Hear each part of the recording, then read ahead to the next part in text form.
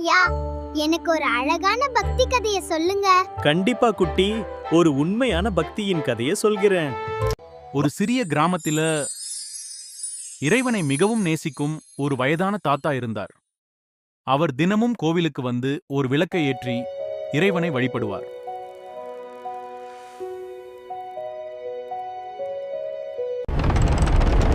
ஒரு நாள் பெரிய மழை மற்றும் புயல் வந்தது.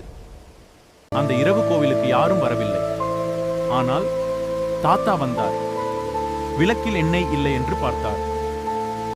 எண்ணெய் இல்லை என்றாலும் உன் கோவிலில் இருள் இருக்கக்கூடாது என்று நினைத்து தன் முடியை திரியாக வைத்து விளக்கை ஏற்றினார். கோவிலில் எரிந்த விளக்கு எண்ணெயால் அல்ல, உண்மையான பக்தியால். இறைவனுக்கு பெரிய காணிக்கை தேவையில்லை, உண்மையான மனசு இருந்தால் போதும்.